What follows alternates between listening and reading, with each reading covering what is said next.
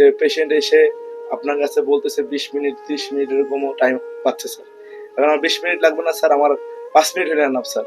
ওরকম মেডিসিন চাই স্যার। সাহস রাখবেন। ইনশাআল্লাহ। তবে একটা কথা বলি, অনেকে আপনাদের এরকম অনেক রোগী আসে যারা যে ওয়ান টাইম ওষুধ খায় বা খেয়ে আসে। ওয়ান টাইম ওষুধ কিন্তু খুব খারাপ ভাই, মনে রাখবেন। যারা ডাক্তারের পরামর্শ ছাড়া ওয়ান টাইম সেক্সের ওষুধ কিনা খায়, দেখবেন হঠাৎ করে অস্থিরতা আসবে, ঘুরাবে, অনেক সময় হার্ট অ্যাটাক করে। কারণ ওয়ান টাইম ওষুধ খাওয়া মানে, টাইমিং এর ওষুধ খাওয়া মানে আপনার প্রেশার বাড়বে, জি স্যার। ব্লাড ফ্লো বাড়বে। হঠাৎ করে প্রেশার বাড়লে অনেক সময় আমরা স্ট্রোক হয়, হার্ট অ্যাটাক হয়। আর আপনাকে আমি কিছু ভালো ওষুধ দিচ্ছি, এই ওষুধগুলো খাবেন। খাওয়ার পাশাপাশি আপনি অবশ্যই ব্ল্যাক কফি খাবেন রাত্রেবেলা। জি স্যার। আর অতিরিক্ত চর্বিযুক্ত খাবার পরিহার করবেন, চিনিযুক্ত খাবার পরিহার করবেন। ডেইলি একটা দুটো ডিম খাবেন, একটা দুটো কলা খাওয়ার চেষ্টা করবেন। আপনি সপ্তাহে 2 দিন লাল মাংস খাওয়ার চেষ্টা করবেন।